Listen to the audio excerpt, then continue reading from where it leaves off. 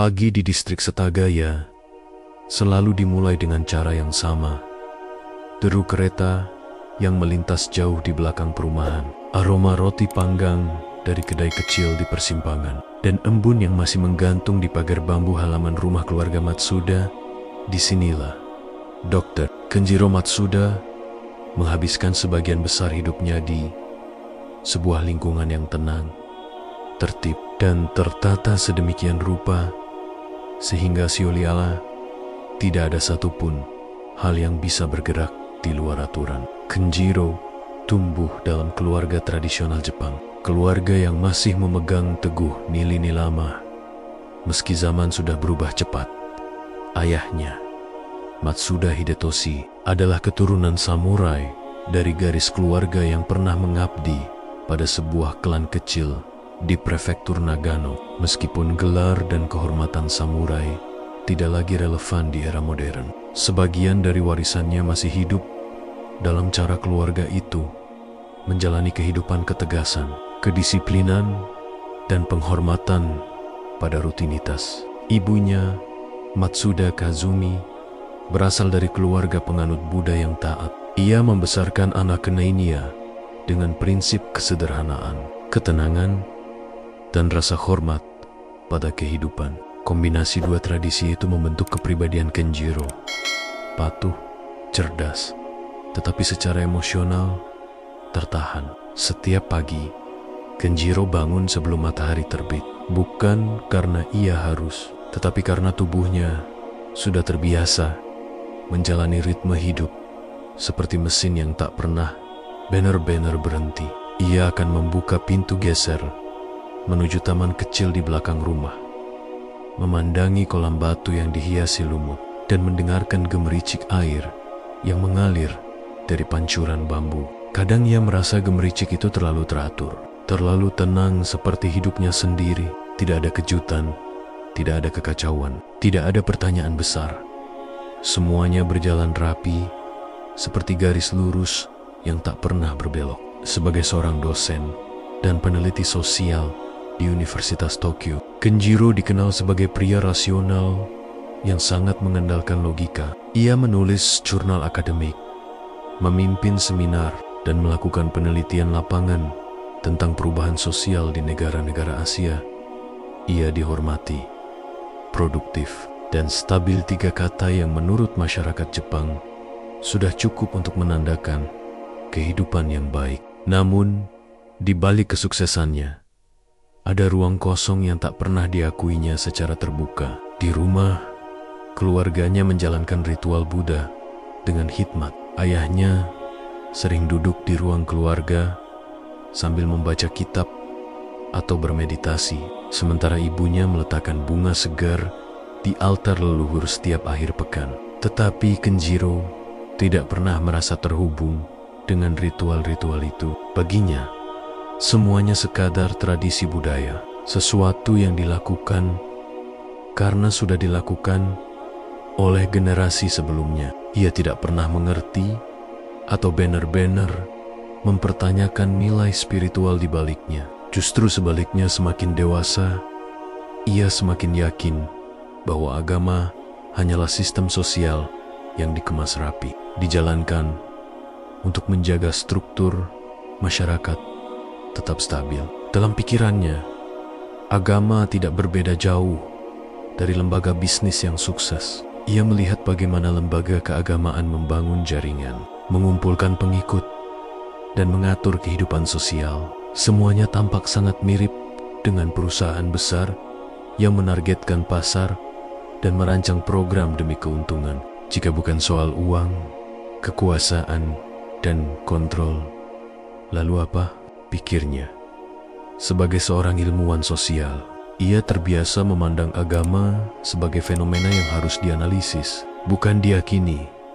Setiap hari berjalan dengan alur yang hampir sama. Kenjiro pergi bekerja lewat kereta ekspres, berdiri di antara para pekerja kantoran yang sibuk, wajah-wajah lelah yang disembunyikan di balik masker dan earphone. Jepang adalah negara yang bergerak cepat, tetapi kesibukan itu semakin lama terasa kosong baginya. Kadang-kadang, saat kereta melaju melewati hamparan gudang-gudang yang tampak identik, Kenjiro bertanya-tanya, apakah semua kesibukan itu benar-benar memiliki makna? Namun ia selalu mengubur pertanyaan itu, menganggapnya sebagai gangguan kecil dalam kehidupan teratur yang sudah ia bangun sejak lama. Meski hidupnya tampak lengkap pekerjaan mapan, keluarga yang harmonis, rumah yang tenang, Kenjiro sering merasakan kekosongan yang tidak ia mengerti. Seperti ada ruang di dalam dirinya yang dibiarkan kosong terlalu lama. Malam hari, ketika ia pulang dan duduk sendiri di ruang kerjanya, rasa hampa itu semakin jelas. Ia memandang rak bukunya yang penuh dengan karya ilmiah, jurnal penelitian, dan literatur sosial. Tetapi tak satu pun dari itu memberi jawaban atas perasaan yang mengganjal di hatinya. Ia jarang membicarakan hal itu, bahkan pada dirinya sendiri. Kenjiro enggan mengakui bahwa ia merasa ada bagian hidup yang hilang.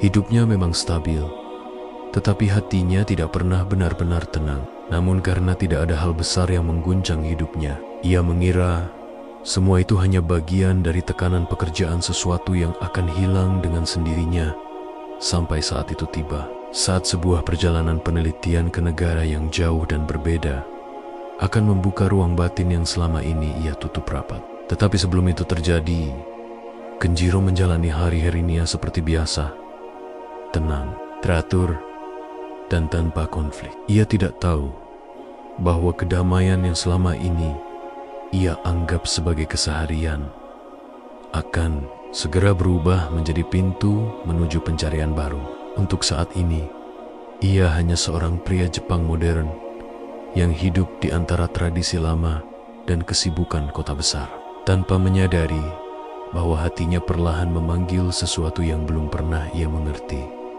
Tetapi untuk saat ini, ia hanya seorang pria Jepang modern yang hidup di antara tradisi lama dan kesibukan kota besar, tanpa menyadari bahwa hatinya perlahan memanggil sesuatu yang belum pernah ia mengerti. Dan panggilan itu mulai terdengar lebih jelas saat ia menginjakan kaki di tempat yang sama. Sekali berbeda dari dunia yang ia kenal, Bangladesh, perjalanan itu sebenarnya bukan sesuatu yang ia rencanakan secara emosional. Bagi Kenjiro, kunjungan ini hanyalah bagian dari tugas akademisnya, bagian dari penelitian besar mengenai ketimpangan ekonomi di Asia Selatan. Ia mempersiapkan semuanya secara profesional: catatan penelitian, data statistik, jadwal wawancara, dan perlengkapan dokumentasi. Ia berangkat dengan pikiran yang sangat akademik, tepat seperti yang diharapkan dari seorang peneliti sosial. Namun sejak pesawat mendarat di Bandar Udara Internasional Hazrat Shah Jalal di Dhaka, sesuatu dalam dirinya terasa seperti retak perlahan. Tapi pasti, begitu keluar dari bandara, ia langsung disambut oleh udara lembab yang jauh berbeda dari dinginnya Tokyo. Bau rempah, asap kendaraan, tanah basah, dan keanekaragaman aroma yang tidak pernah ia bayangkan bercampur menjadi satu. Jalanan dipenuhi warna, sari cerah, bangunan tua yang berderet tanpa pola jelas, dan ratusan kendaraan yang bergerak tak beraturan, tetapi entah bagaimana tetap berjalan tanpa saling menabrak. Semua terasa kacau sekaligus hidup bagi seorang Jepang yang terbiasa dengan keteraturan sempurna. Dhaka adalah kejutan yang menyergap semua indera. Namun yang paling mengusik Kenjiro bukanlah keramaian atau kekacauan yang tampak, melainkan ekspresi wajah orang-orang di sekitarnya. Mereka hidup dengan kondisi yang tertinggal dalam banyak hal: keamanan ekonomi, pendidikan, dan infrastruktur. Namun, senyuman tidak pernah benar-benar lepas dari wajah mereka. Mereka tampak seperti orang-orang yang selalu punya waktu untuk menyapa, membantu, atau sekadar membagikan sedikit tawa, bahkan kepada orang asing seperti dirinya. Beberapa hari pertama, Kenjiro ditemani oleh seorang asisten penelitian lokal bernama Rahman, pemuda berusia 26 tahun yang penuh energi dan sangat ramah. Rahman memperkenalkan Kenjiro pada banyak sudut kota yang tidak ada di brosur wisata. Dari pasar tradisional yang becek namun penuh kehidupan. Hingga ganggang sempit yang dipenuhi anak-anak berlarian tanpa alas kaki. Di beberapa tempat, Kenjiro melihat keluarga tinggal di rumah yang dibuat dari seng dan papan tipis. Beberapa di antaranya bahkan tidak memiliki listrik stabil. Namun dari balik pintu-pintu sederhana itu, tawa dan percakapan hangat terdengar mengalir seperti aliran sungai yang tidak pernah berhenti. Bagaimana bisa mereka tetap tersenyum? Kenjiro bertanya dalam hati setiap kali melihat pemandangan itu. Ia tidak mengatakannya secara langsung kepada Rahman, tetapi rasa penasaran itu tumbuh semakin besar. Suatu sore, Rahman mengajak Kenjiro mengunjungi sebuah desa kecil di pinggiran Dhaka. Mereka harus menumpang rickshaw selama hampir 1 jam, melewati jalanan berdebu yang di sisi-sisinya terlihat rumah rama-rama kumuh berdiri rapuh. Ketika mereka turun, pemandangan yang muncul di hadapan Kenjiro seolah gambar bergerak dari dunia yang berbeda. Anak-anak berlarian, membawa layang-layang buatan tangan. Wanita-wanita mencuci pakaian di sungai kecil, berkakap-kekap, sambil sesekali tertawa. Para lelaki duduk di bawah pohon besar. Beberapa memperbaiki jaring, beberapa lain berbincang tentang hal yang tampaknya sangat sederhana. Saat melihat itu semua, Kenjiro merasa dadanya sesak oleh sesuatu yang tidak ia pahami. Isyarat batin yang samar di Jepang kini berubah menjadi suara yang lebih jelas. Ia tidak lagi sekadar mengamati, tetapi merasakan sesuatu yang kuat menggerakkan hatinya. Ketika waktu asar tiba, Rahman meminta izin sebentar. "Saya akan salat dulu, Sensei," katanya sopan. Kenjiro menunggu di bawah pohon, mengamati Rahman yang berjalan menuju sebuah musala kecil di sudut desa bangunan yang terbuat dari beton sederhana dengan kubah kecil yang nyaris tidak terlihat dari jauh. Beberapa penduduk menyusul Rahman dan masuk untuk salat, sementara beberapa lainnya berhenti dari aktivitas mereka, mengambil air wudhu, kemudian bergabung dengan barisan jamaah. Disinilah Kenjiro menyaksikan sesuatu yang sangat asing baginya. Orang-orang yang tidak memiliki banyak harta, hidup dalam keterbatasan, namun seolah memiliki sesuatu yang kokoh di dalam diri mereka. Wajah-wajah mereka ketika keluar dari musala terlihat tenang, seakan mereka baru saja menyimpan ketakutan dan beban hidup ke dalam tempat ibadah itu. Lalu keluar dengan hati yang lebih ringan, ia memperhatikan seorang kakek tua keluar dari musala dengan langkah tertatih. Bajunya lusuh, tubuhnya kurus, tetapi wajahnya bercahaya dengan ketenangan yang sulit dijelaskan. Kakek itu tersenyum kepada anak-anak yang berlarian di depan musala, lalu mengangkat tangan kecil salah satu cucunya dan mengecupnya dengan lembut. Kenjiro menatap pemandangan itu cukup lama, seolah tubuhnya menolak bergerak di dalam hati. Pertanyaan lama muncul kembali, tetapi kali ini dengan tekanan yang lebih besar. Bagaimana mereka bisa tetap merasa cukup? Dari mana datangnya ketenangan itu? Rahman kembali dan mereka melanjutkan perjalanan. Tetapi pikiran Kenjiro tertinggal di musala itu.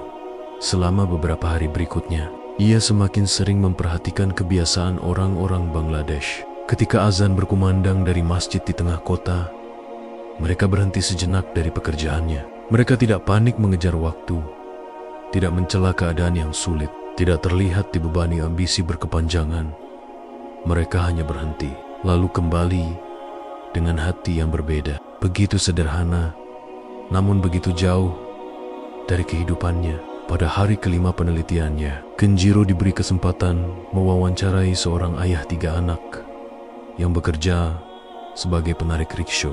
Pria itu hidup dalam kondisi sangat minim, tetapi dengan tulus berkata bahwa ia percaya hidupnya adalah ujian dan Tuhan akan mencukupkan segala kebutuhannya. Jawaban itu membuat Kenjiro terdiam lebih lama dari biasanya saat menulis catatan lapangannya. Sepulang ke penginapan malam itu, ia duduk lama di balkon kecil kamar hotelnya, memandangi langit Dhaka yang redup. Lampu-lampu kota berkerlip tanpa pola. Terdengar suara Herrick Peacock dari kejauhan. Tetapi di tengah semua itu, ia merasa sepi Sepi yang aneh, berbeda dari kesunyian Jepang. Sepi ini bukan kosong, tetapi penuh pertanyaan. Untuk pertama kalinya dalam hidupnya, Kenjiro merasakan sebuah tarikan halus dari dalam dirinya. Tarikan yang membuatnya bertanya, bukan sebagai ilmuwan, tetapi sebagai manusia. Apakah selama ini aku benar-benar mengerti apa itu hidup? Ia tidak tahu bahwa pertanyaan itu akan membawanya lebih jauh, jauh melampaui batas yang pernah ia bayangkan. Namun malam itu, di kota yang asing dan penuh kehidupan, perjalanan batinnya baru saja dimulai. Namun malam itu, di kota yang asing dan penuh kehidupan, perjalanan batinnya baru saja dimulai. Dan ketika akhirnya ia kembali ke Jepang, perjalanan itu tidak berhenti, justru menjadi semakin keras. Seakan memukil-mukil kesadarannya tanpa memberi jeda. Hari pertama Kenjiro menjejakkan kaki di tanah kelahirannya. Semuanya tampak sama seperti sebelum ia pergi. Udara dingin yang bersih, kereta yang datang tepat waktu, trotoar yang rapi, dan orang-orang yang berjalan cepat tanpa saling menoleh. Namun di balik ketertiban itu, sesuatu terasa berbeda, bukan pada Jepang, tetapi pada dirinya sendiri. Seperti ada jarak baru antara dirinya dan dunia yang telah ia tinggali selama puluhan tahun. Jarak yang tidak ia pilih, tetapi kini tidak bisa ia tutup lagi. Saat kereta menuju Setagaya melaju mulus di atas rel, Kenjiro memandangi pemandangan kota dari jendela. Gedung-gedung tinggi berdiri megah, lampu-lampu toko berkelip membentuk garis lurus sempurna, dan suara pengumuman kereta terdengar begitu rapi dan terukur. Semuanya tampak efisien, stabil, dan maju. Disinilah ia besar, disinilah ia membangun karirnya, dan disinilah ia belajar memaknai hidup melalui logika dan disiplin. Tetapi kini, entah mengapa, semuanya terasa terlalu sunyi. Ia menutup mata dan ingatan tentang Bangladesh langsung melintas. Anak-anak tanpa alas kaki yang tertawa lepas di tengah debu. Ibu yang bekerja sambil bersenda gurau, dan suara azan yang melayang dari masjid kecil di sudut kota. Ada kehangatan yang menggetarkan, ada kedekatan yang nyata, ada kesederhanaan yang penuh makna, dan terutama ada ketenangan yang tidak pernah ia lihat di Jepang, bahkan pada orang-orang yang hidup berkecukupan. Ketika kereta berhenti dan pintu terbuka, Kenjiro tersadar bahwa ia telah memandangi pemandangan itu terlalu lama. Ia melangkah keluar, melewati lautan manusia yang bergerak terpola. Tetapi langkahnya terasa berat, seolah-olah sebagian dari dirinya masih tertinggal di desa kecil di Bangladesh. Berdiri di depan musala sederhana dan menyaksikan orang-orang keluar dengan wajah damai. Malam itu, Kenjiro duduk di ruang kerjanya, menatap tumpukan buku dan laporan penelitian yang biasanya menjadi dunia aman baginya. Namun kali ini, halaman-halaman itu terasa hampa. Data statistik, diagram ketimpangan ekonomi, teori sosial, semuanya terasa jauh dari pertanyaan mendasar yang kini memenuhi pikirannya. Mengapa seseorang yang hidup miskin bisa lebih bahagia daripada orang kaya? Mengapa mereka yang kekurangan tetap merasa cukup? Bagaimana mereka mampu tersenyum di tengah penderitaan? Ia mencoba menenangkan dirinya dengan menjelaskan fenomena itu melalui logika akademis. Mungkin karena faktor budaya, mungkin karena norma masyarakat, mungkin karena tingginya solidaritas sosial. Namun semakin ia mencoba menjelaskan, semakin ia menyadari bahwa jawaban itu tidak menyentuh inti persoalan. Ada sesuatu yang tidak bisa dijelaskan oleh angka dan teori, sesuatu yang lebih dalam. Beberapa hari setelah kembali, ia mulai bekerja seperti biasa. Ia mengajar mahasiswa, meninjau tugas penelitian, dan menghadiri rapat. Semuanya tampak sama. Tetapi setiap kali ia berhenti sejenak, pikirannya kembali melayang pada wajah-wajah yang pernah ia temui di Bangladesh. Wajah orang-orang yang hidup dalam keterbatasan, tetapi terlihat seolah memiliki sesuatu yang tidak dimiliki orang Jepang. Ketenangan batin. Suatu malam, saat makan malam, ibunya menanyakan perjalanan Kenjiro dengan penuh antusias. Apakah semuanya berjalan baik? Apa kau mendapatkan data yang kau butuhkan? Kenjiro mengangguk sopan, tetapi hatinya tidak benar-benar di sana. Ya, data yang sangat banyak. Jawabnya singkat. Ayahnya, seperti biasa, makan dengan tenang. Namun ada sesuatu pada tatapan sang ayah yang membuat Kenjiro merasa seakan pria itu tahu ada sesuatu yang berubah dalam diri putranya. Ayahnya meletakkan sumpit perlahan dan berkata, perjalanan membuat manusia melihat dunia berbeda. Tetapi terkadang yang berbeda bukan dunianya, melainkan mata yang memandang. Kata-kata itu menghentikan Kenjiro seketika. Ia menatap ayahnya, tetapi pria tua itu hanya melanjutkan makan, seakan tidak mengatakan apa-apa. Malam itu, Kenjiro tidak bisa tidur. Ia berjalan keluar menuju taman kecil di belakang rumah dan duduk di dekat kolam batu. Suara air pancuran yang dulu menenangkan, kini terasa seperti gema dari pemikiran yang kacau di dalam hatinya. Selama ini aku hidup mengikuti arus, tapi apakah aku benar-benar mengerti apa itu hidup? Pertanyaan itu muncul begitu kuat hingga membuat dadanya terasa sesak. Beberapa hari kemudian, ia kembali ke kampus.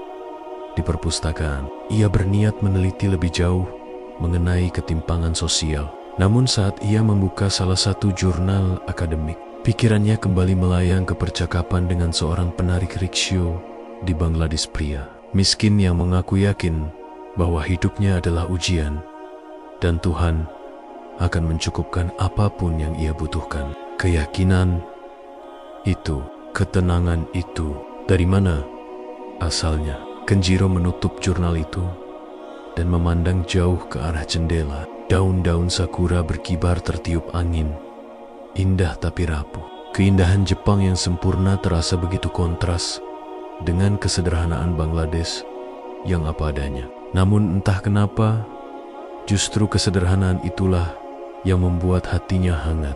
Hari itu, untuk pertama kalinya dalam hidupnya, Kenjiro merasa bahwa pemahaman lamanya tentang dunia mulai retak. Ia mulai mempertanyakan apa arti kemakmuran jika hati manusia tetap kosong. Ia mulai bertanya, apa arti stabilitas jika hidup dijalani tanpa arah? Ia mulai menyadari bahwa ada sesuatu yang salah dengan cara ia memandang hidup selama ini, bahwa logika tidak selalu bisa menjawab segalanya. Dan di tengah kegelisahan itu, satu pertanyaan muncul dengan sangat jelas, menusuk lebih dalam daripada yang lain.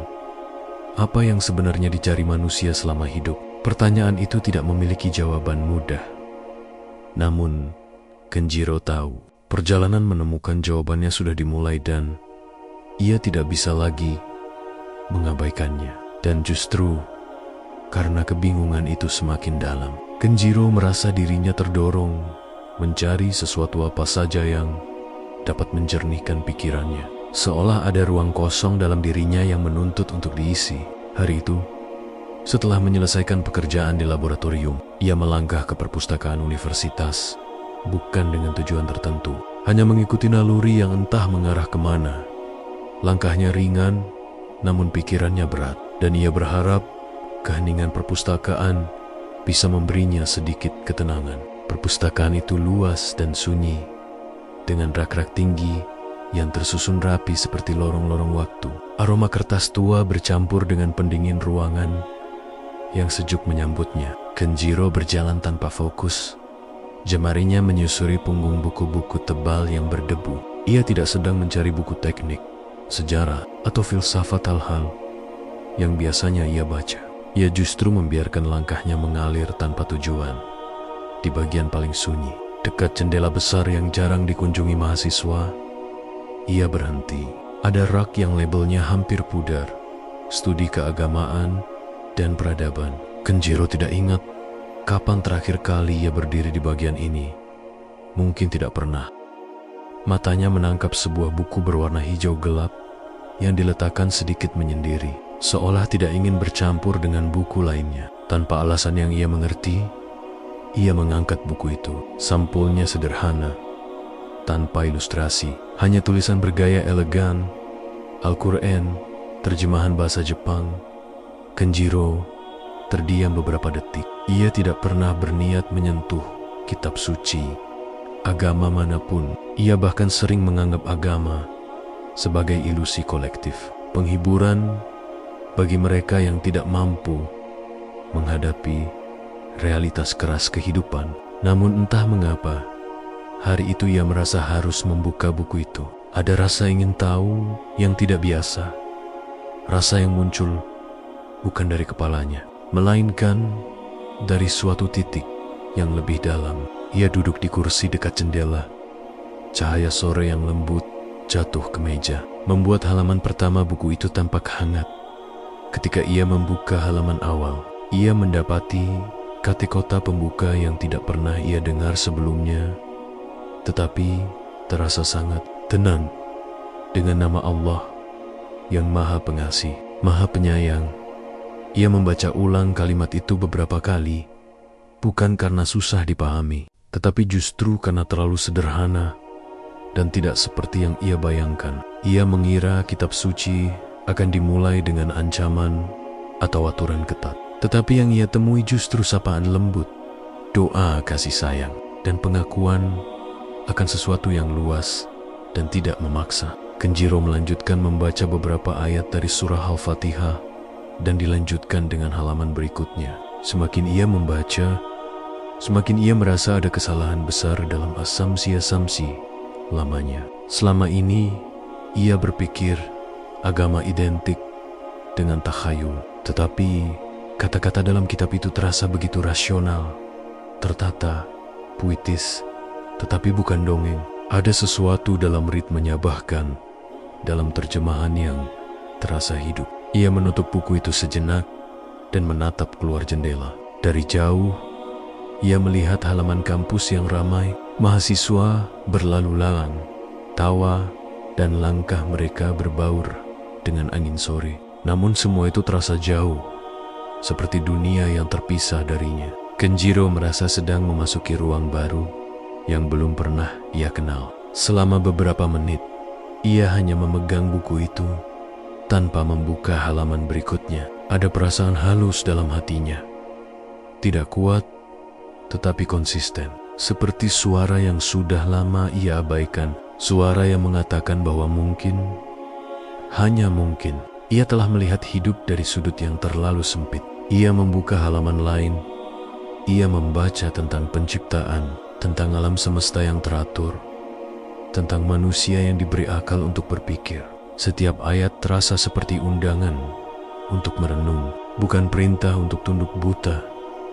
Kata-kata itu tidak memaksa, hanya mengajak, tidak menggurui, hanya menjelaskan. Beberapa ayat tentang penciptaan langit dan bumi membuatnya terdiam. Ia adalah dosen teknik dan matematika orang yang hidup dari logika. Namun apa yang ia baca terasa selaras dengan hukum alam. Seakan ada hubungan antara angka, persamaan fisika, dan takdir yang ditetapkan oleh sesuatu yang jauh lebih besar dari algoritma kehidupan. Bagaimana mungkin ini terasa logis? Gumamnya. Dirinya yang dulu akan langsung menutup buku dan menertawakan pikiran seperti itu. Tetapi Kenjiro sekarang bukan Kenjiro yang sama dengan beberapa bulan lalu di Bangladesh. Bayangan senyum polos anak-anak Bangladesh yang tinggal di Gang Kumuh kembali muncul, bercampur dengan kata-kata ayat yang baru saja ia baca. Ia merasakan getaran emosi yang sulit dijelaskan, bukan sedih, bukan bahagia, tetapi seperti kedua-duanya sekaligus. Untuk pertama kalinya dalam hidup, ia merasakan takjub. Ia membaca lagi, lebih perlahan, seakan takut melewatkan sesuatu. Ia membaca tentang tanggung jawab manusia, tentang keadilan, dan tentang hidup setelah kematian. Bagian terakhir itu membuatnya mengernyit. Ia tidak pernah percaya pada kehidupan setelah mati, tetapi kalimat-kalimat itu tidak terdengar seperti ancaman. melainkan penjelasan tentang konsekuensi moral yang selama ini ia rasakan, tetapi tidak pernah ia akui. Sejam berlalu tanpa ia sadari, sinar matahari yang tadi hangat perlahan memudar menjadi jingga. Perpustakaan mulai sepi. Kenjiro menutup buku itu sambil menahan napas. Jantungnya berdebar, bukan karena ketakutan, tetapi karena kesadaran baru mulai tumbuh. Ia memandang sampul hijau gelap itu dengan cara berbeda. Tadi ia mengangkatnya sebagai benda asing. Sekarang ia memegangnya seperti menemukan kunci misterius yang sudah lama hilang. Apa yang sedang terjadi padaku? Bisiknya. Ia menyandarkan tubuh ke kursi dan menutup mata. Ia tidak mengerti apa yang ia rasakan, tetapi ia tahu betul bahwa apapun yang terjadi hari ini telah mengubah sesuatu dalam dirinya. Bukan perubahan besar, bukan pula keputusan tiba-tiba, tetapi sebuah goresan halus yang menggeser arah hatinya. Saat perpustakaan mengumumkan bahwa waktu hampir tutup, Kenjiro berdiri. Ia menatap buku itu sekali lagi, kemudian memutuskan meminjamnya. Tangannya sedikit gemetar saat menyerahkannya ke petugas perpustakaan. Petugas itu menerima tanpa reaksi apapun, seolah itu buku biasa. Tetapi bagi Kenjiro, buku itu sama sekali tidak biasa. Ia berjalan keluar perpustakaan dengan langkah lambat, membawa sesuatu yang lebih berat dari buku.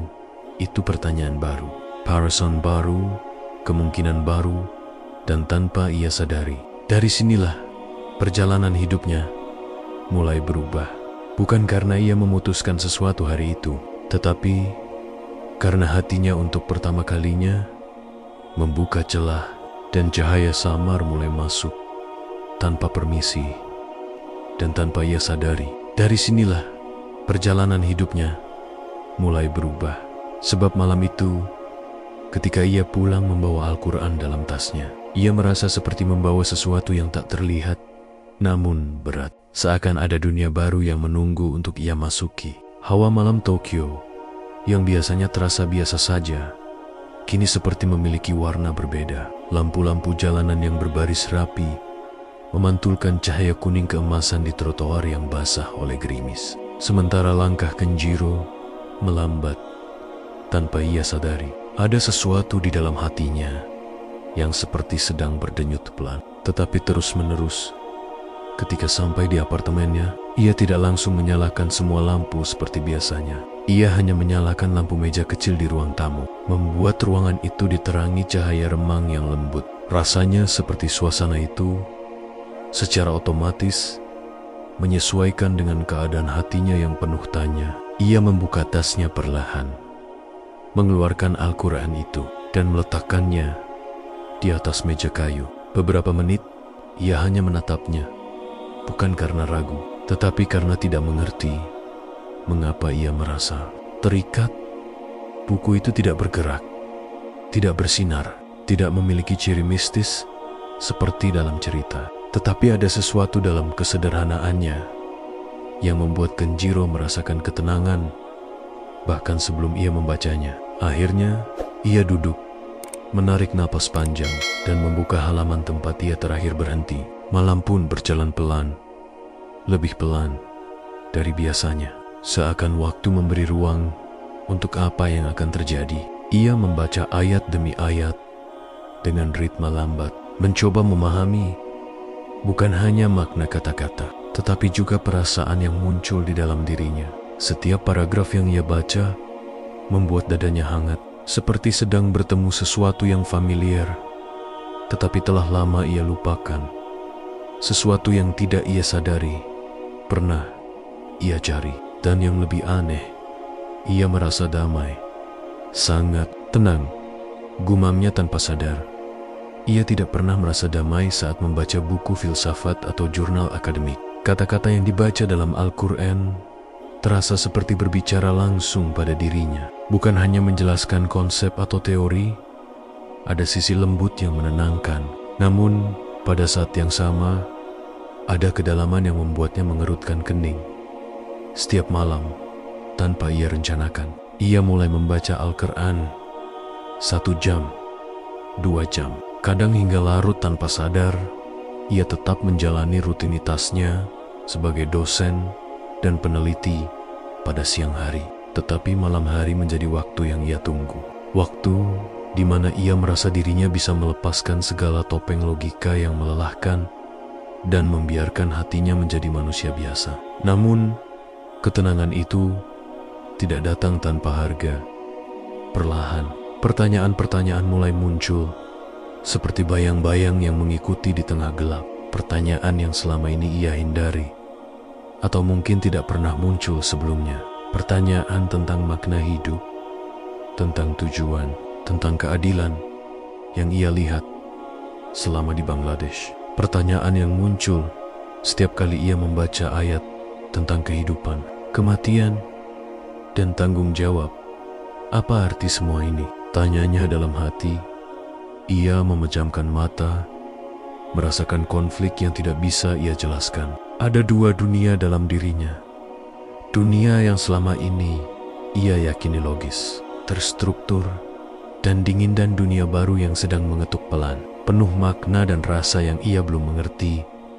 Kadang ia menutup buku itu tiba-tiba, merasa takut pada kemungkinan bahwa hatinya sedang berubah.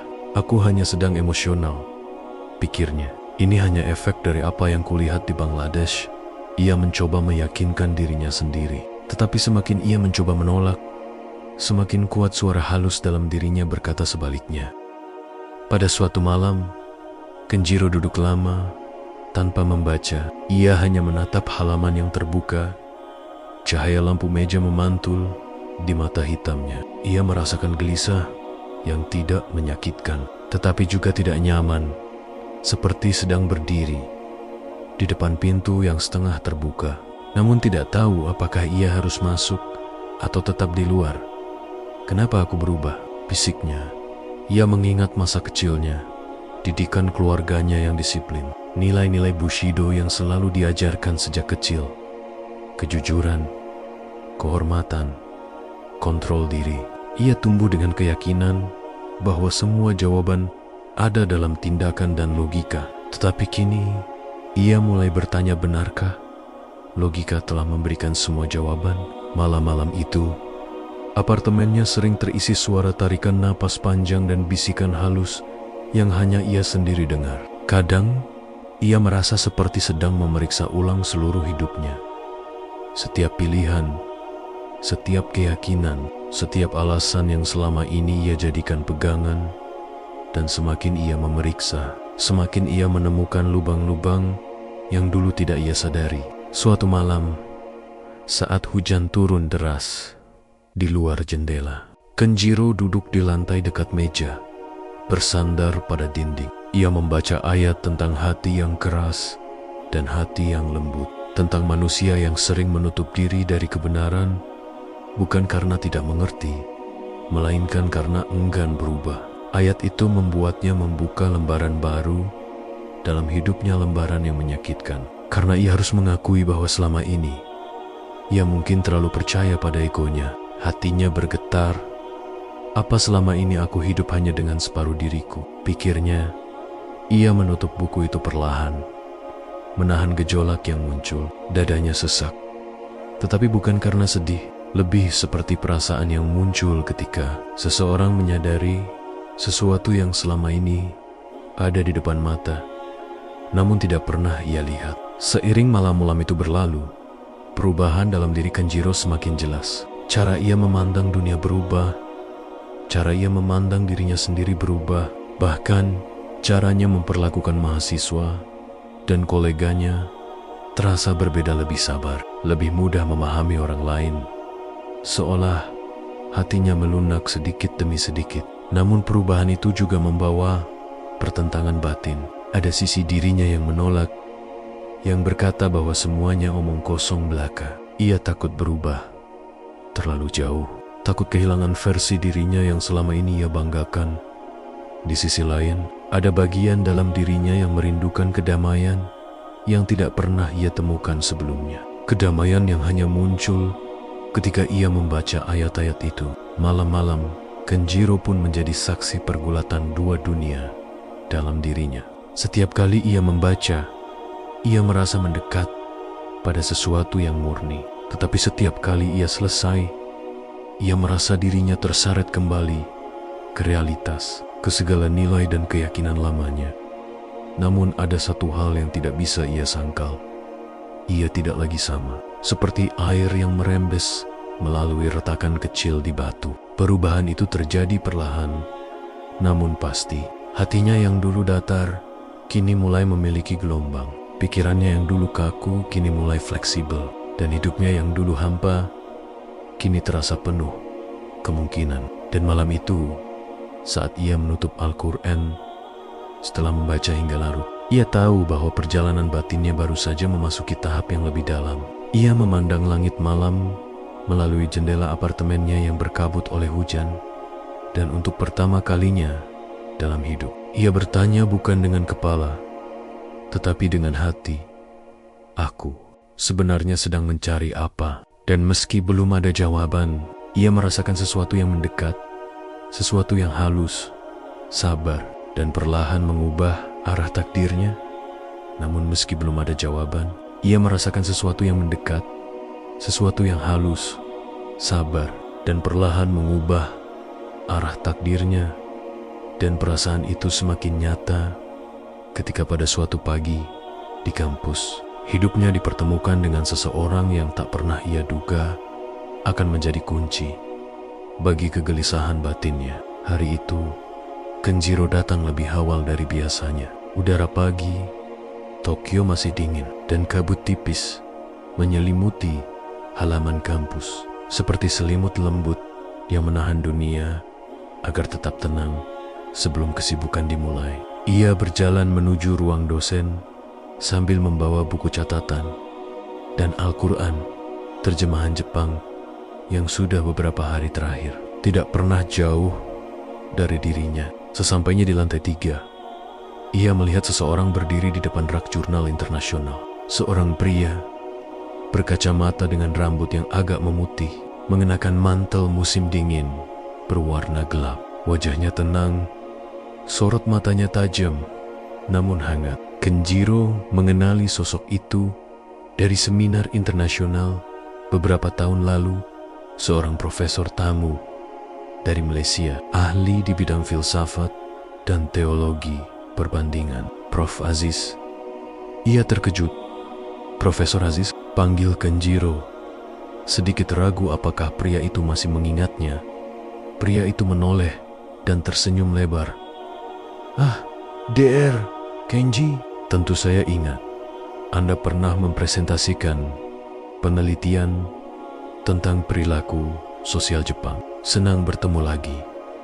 Ada sesuatu dalam senyum itu yang membuat Kenjiro merasa nyaman. Seakan ia sedang berbicara dengan seseorang yang telah mengenalnya jauh lebih lama. Mereka pun berbincang sebentar, bertukar kabar tentang penelitian masing-masing. Namun, ketika Prof. Aziz melihat buku di tangan Kenjiro, alisnya terangkat sedikit. Apakah itu Al-Quran? Tanyanya dengan nada tulus. Bukan heran, melainkan ingin tahu. Kenjiro menelan ludah. Iya, saya sedang belajar membacanya, Prof. Aziz menatapnya beberapa detik, lalu tersenyum tipis. Kalau begitu, mungkin kita perlu banyak bicara. Percakapan pertama mereka terjadi di ruang baca fakultas. Namun dari sana, pertemuan-pertemuan berikutnya mengalir begitu alami. Setiap 2 atau 3 hari, Kenjiro dan Prof. Aziz duduk bersama di ruang diskusi kecil yang jarang dipakai mahasiswa. Jendela besar ruangan itu menghadap taman kampus, membuat suasananya sangat tenang dan cocok untuk percakapan panjang dan mendalam. Yang membuat Kenjiro terkejut, Prof. Aziz bukan tipe orang yang berbicara dengan emosi berlebihan atau fanatisme. Sebaliknya, ia menjelaskan segala sesuatu dengan logika yang tajam, tenang, dan penuh pertimbangan. Bahkan, cara ia menyampaikan ilmu terasa seperti mengajak berjalan, menyusuri jalan panjang yang dipenuhi tanda-tanda, bukan memaksa seseorang mempercayai pandangannya. Suatu sore, saat matahari perlahan tenggelam Di balik gedung kampus, Kenjiro memulai diskusi dengan kegelisahan yang sudah berhari-hari mengisi hatinya. "Prof. Aziz," katanya, "saya sudah membaca banyak ayat dan semuanya membuat saya bertanya-tanya. Mengapa Al-Quran begitu yakin? Tidak seperti teks filsafat yang terbuka untuk interpretasi. Al-Quran seperti berbicara langsung. Apa itu tidak terlalu absolute?" Profesor tersenyum tipis, menutup buku yang sedang ia baca. "Absolute bukan berarti sempit, Kenji. Absolute itu berarti jelas. Ketika seseorang tersesat di tengah kabut, ia tidak butuh saran yang ragu-ragu. Ia butuh penunjuk jalan yang berkata, 'Jalanmu ke sini.' Kebenaran memang harus jelas agar bisa menyelamatkan." Kenjiro terdiam. "Dan lagi," lanjut Prof. Aziz, "Al-Quran bukan sekadar buku moral. Ia adalah penjelasan tentang hubungan manusia dengan Tuhan, dengan hidup, dengan tujuan keberadaannya. Sesuatu yang mendasar memang perlu kejelasan." Kata-kata itu menembus logika Kenjiro seperti air yang merembes ke celah-celah yang paling dalam. Untuk pertama kalinya, ia mendengar penjelasan tentang agama yang tidak kabur, tidak dogmatis, dan tidak manipulatif. Penjelasan yang logis. Dalam pertemuan lain, Kenjiro bertanya tentang konsep ketidakadilan dunia, hal yang paling membebaninya sejak kembali dari Bangladesh. Mengapa ada orang yang hidup dalam kemiskinan ekstrem, tetapi orang lain hidup berlebihan tanpa beban? Di mana keadilan Tuhan dalam semua ini? Prof. Aziz menghela napas pelan, lalu menjawab dengan tenang, "Keadilan itu bukan soal keadaan lahiriah saja, Kenji.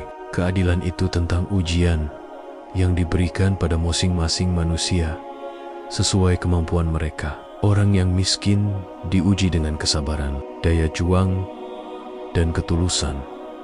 Orang yang kaya diuji dengan rasa syukur, kejujuran, dan tanggung jawab. Jika keduanya lulus ujian masing-masing, keduanya mulia. Jadi, kemakmuran bukan tanda Tuhan menyukai seseorang." "Tentu tidak," jawab Prof. Aziz mantap. "Yang menyukai kekayaan adalah manusia, bukan Tuhan." Kenjiro terdiam lama, menatap jendela yang mulai dipenuhi bayangan malam. Penjelasan itu terasa begitu masuk akal, begitu jujur, dan begitu berbeda dari segala penjelasan yang pernah ia dapatkan sepanjang hidupnya. Diskusi demi diskusi membuat Kenjiro menyadari bahwa selama ini ia hanya melihat sebagian kecil dari kehidupan. Ia bangga pada logikanya, pada rasionalitasnya, pada seluruh kemampuan akademisnya. Tetapi justru pemahaman rasional itu yang kini membuka jalan baginya untuk menerima hal-hal yang selama ini ia anggap tidak perlu disentuh. Spiritualitas, tujuan hidup, pencarian makna. "Kenji," kata Prof. Aziz, "suatu sore, hidup ini bukan sekadar bekerja, makan, tidur, lalu mati. Hidup adalah perjalanan pulang." Pertanyaannya hanya satu. Pulang kepada siapa? Pertanyaan itu membuat jantung Kenjiro bergetar. Suara halus dalam dirinya yang selama ini berbisik, tanpa ia mengerti seakan berkata, "Inilah yang kau cari." Dan saat ia menatap wajah bijak Prof. Aziz, ia merasa seperti sedang menemukan potongan puzzle yang hilang selama bertahun-tahun. Seakan semua perjalanan, semua pertanyaan, semua kegelisahan batin mengarah pada satu titik pertemuan. Pemahaman tentang Tuhan yang tidak kabur, tidak terselubung ritual kosong, tidak terjebak dalam komersialisme, tetapi logis, murni, dan tegas. Pertemuan itu mengubah banyak hal dalam dirinya. Untuk pertama kalinya, arah pencariannya mulai terlihat. Bukan lagi sekadar rasa penasaran, melainkan kebutuhan. Bukan lagi sekadar membaca, melainkan memahami. Bukan lagi sekadar mencari, melainkan mendekat. Dan malam itu, ketika ia berjalan pulang selepas diskusi panjang dengan Prof. Aziz, ia merasa langkahnya lebih ringan daripada sebelumnya. seolah dunia dalam dirinya yang dulu kacau, kini mulai menemukan bentuk, dan arah hidupnya mulai digaris ulang oleh sesuatu yang lebih besar dari apapun yang pernah ia bayangkan. Perjalanan ini belum selesai, tetapi kini ia tahu, ia tidak lagi berjalan tanpa tujuan. Dan perjalanan ini belum selesai, tetapi kini ia tahu, ia tidak lagi berjalan tanpa tujuan. Namun justru ketika arah itu mulai terlihat, suara lain dalam dirinya juga mulai tumbuh. Suara yang tidak bisa ia abaikan lagi, suara hati yang semakin keras memanggilnya, seakan menuntut untuk didengar. Sejak malam itu, langkah Kenjiro terasa berbeda. Ada ketenangan yang menyelinap ke dalam dirinya setiap kali ia berjalan pulang dari kampus, melewati lorong-lorong yang diterangi lampu jalan yang redup, menyusuri trotoar yang basah setelah hujan turun. Meski dunia di sekelilingnya tetap sama kereta cepat, toko-toko terang, orang-orang berjalan cepat tanpa menoleh dalam dirinya. Ada sesuatu yang berubah, sesuatu yang tidak bisa kembali seperti sedia kala. Setiap malam, ia membuka Al-Quran dengan perasaan yang semakin akrab, bukan lagi sebagai pembaca yang penasaran, tetapi sebagai seorang pencari yang haus akan jawaban.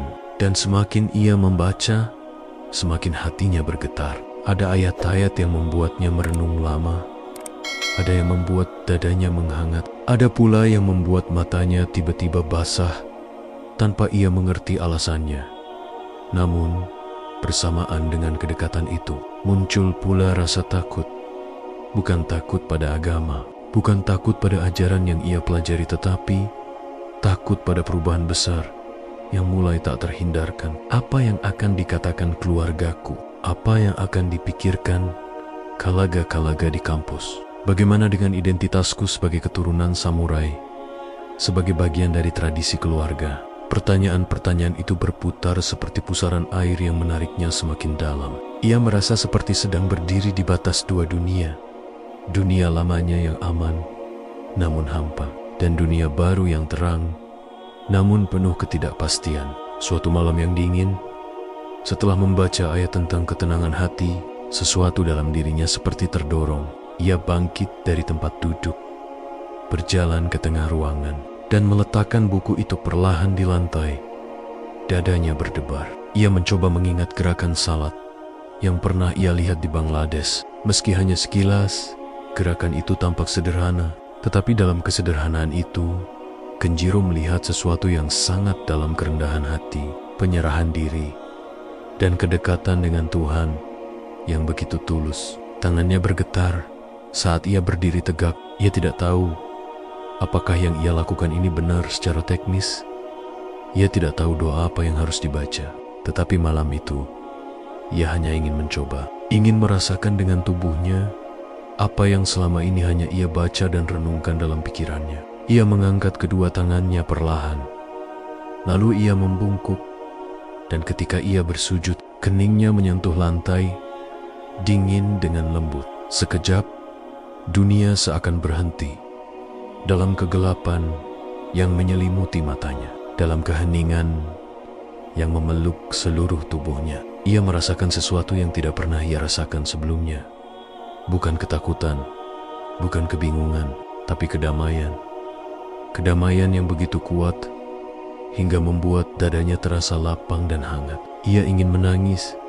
Ia tidak tahu kenapa. Ada sesuatu yang pecah dalam dirinya, sesuatu yang sudah lama ia tahan, sesuatu yang selama bertahan-tahan ia tekan dalam kebisuan yang ia pikir sebagai kekuatan.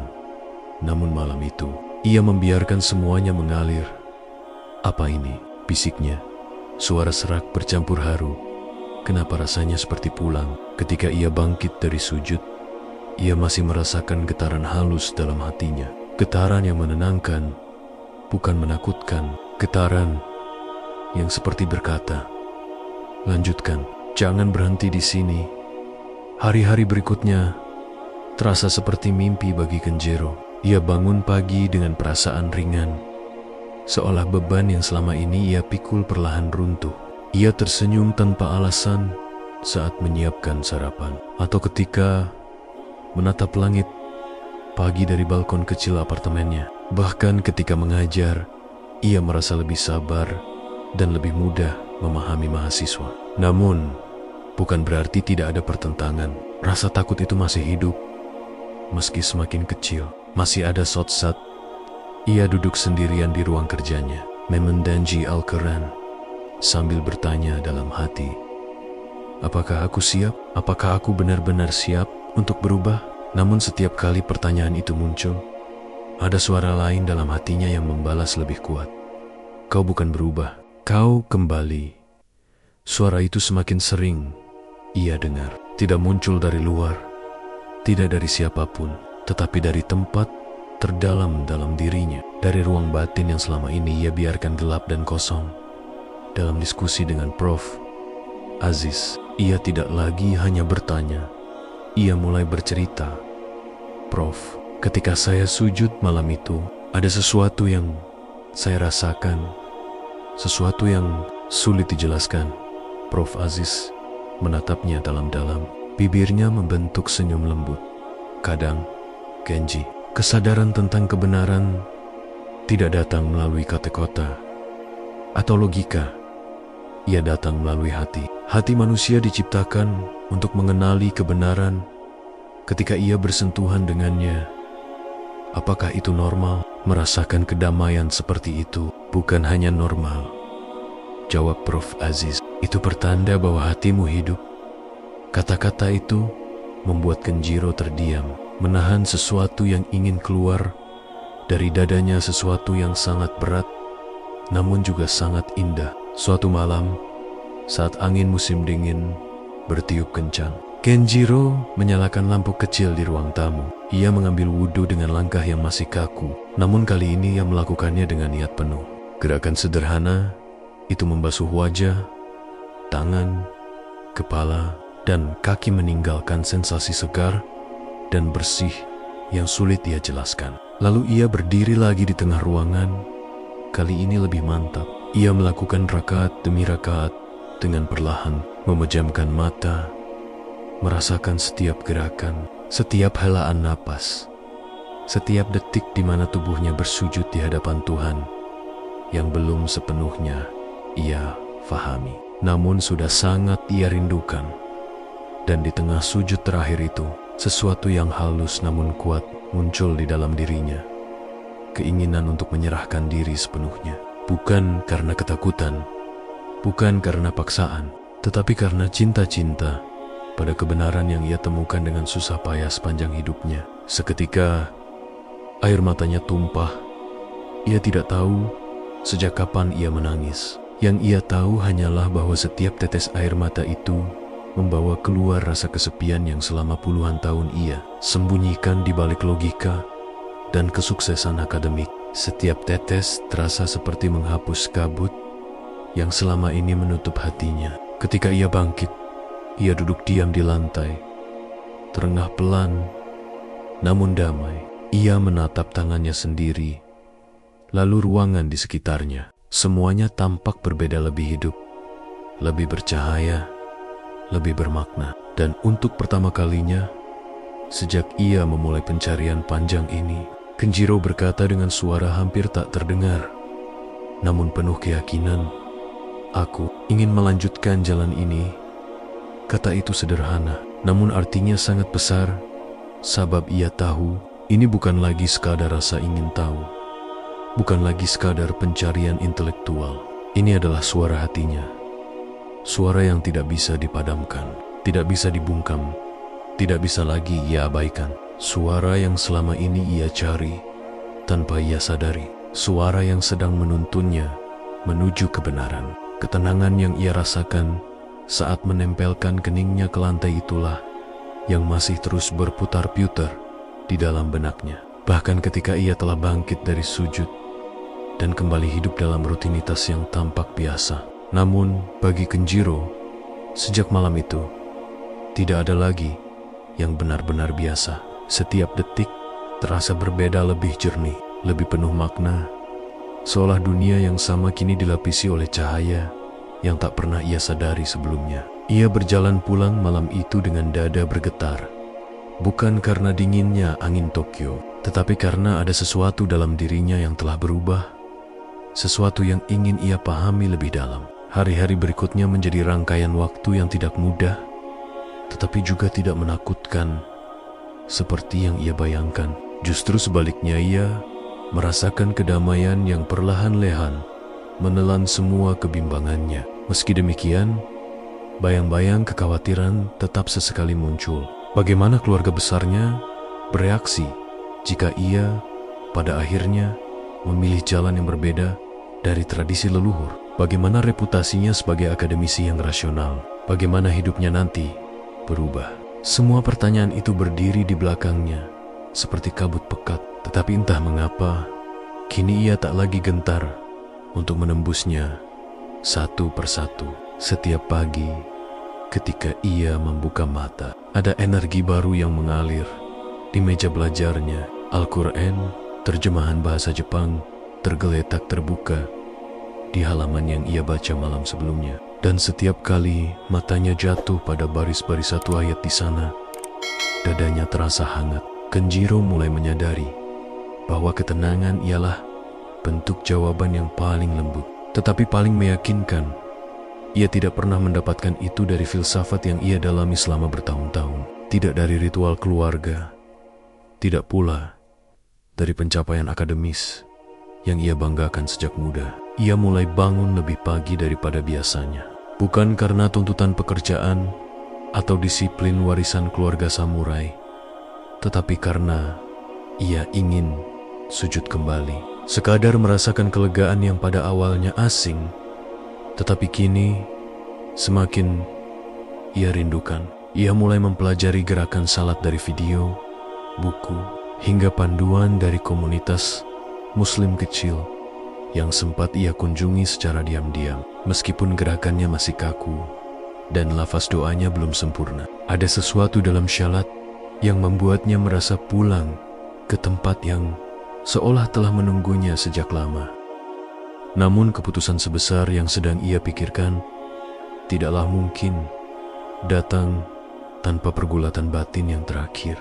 Kenjiro duduk di kamarnya pada suatu malam, ditemani cahaya lampu meja yang redup. Ia menatap halaman Quran yang berbicara tentang keikhlasan dan ketundukan. Lalu bayangan ayah, kakek, dan leluhur yang ia hormati muncul di pikirannya. Apakah aku sedang mengkhianati mereka?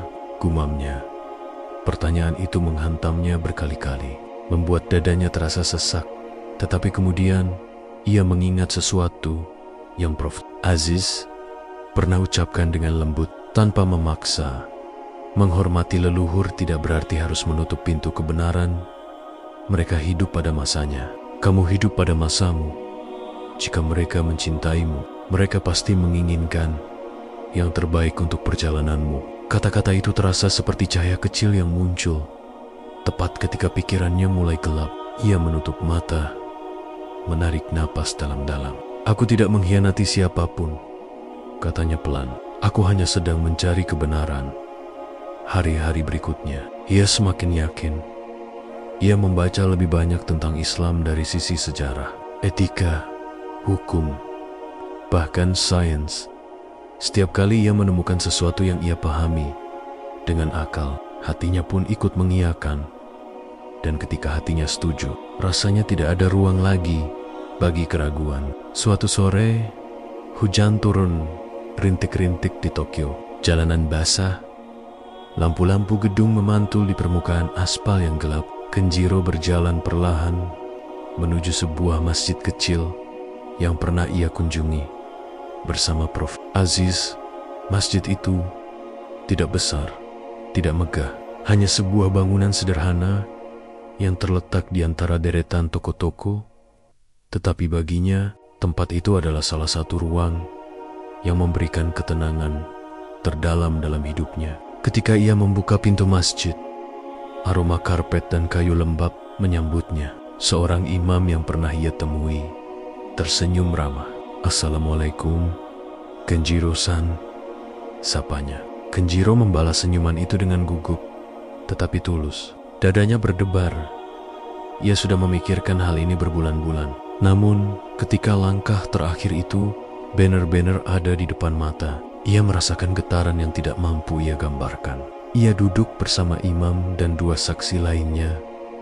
Ruangan itu hening, yang terdengar hanya suara hujan di luar dan detak jantungnya sendiri. Imam bertanya dengan lembut, "Apakah kamu siap?" Kenjiro menelan ludah, lalu ia mengangguk mantap.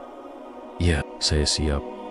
Dan di bawah cahaya hangat lampu masjid yang sederhana itu, dengan suara yang bergetar tetapi penuh keyakinan, Kenjiro mengucapkan kalimat syahadat dalam bahasa Jepang dan Arab.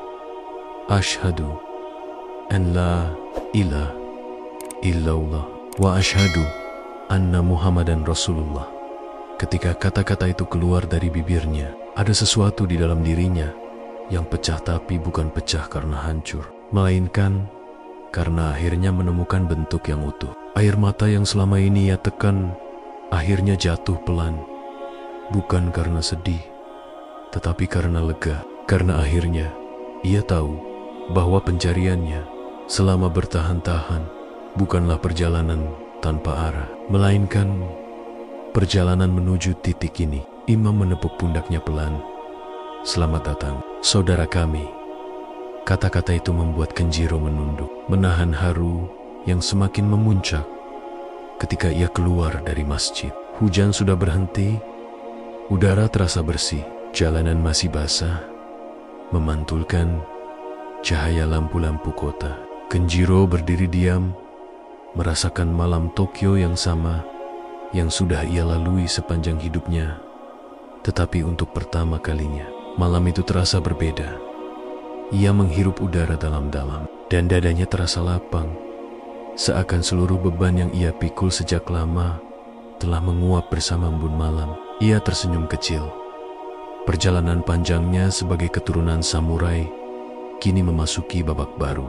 Bukan lagi perjalanan untuk mempertahankan kehormatan keluarga atau mengejar pencapaian duniawi, tetapi perjalanan untuk memahami Tuhan, diri sendiri, dan hidup secara lebih bermakna. Di jalanan yang lengang itu, Kenjiro melangkah pulang dengan hati yang lebih ringan daripada sebelumnya. Untuk pertama kalinya dalam hidupnya, ia tidak lagi sekadar menjalani hari, ia benar-benar hidup. Ia tahu perjalanan baru saja dimulai, dan ia siap menghadapinya dengan keteguhan seorang samurai modern yang akhirnya menemukan makna sejatinya. Dan untuk pertama kalinya, ia merasa benar-benar damai.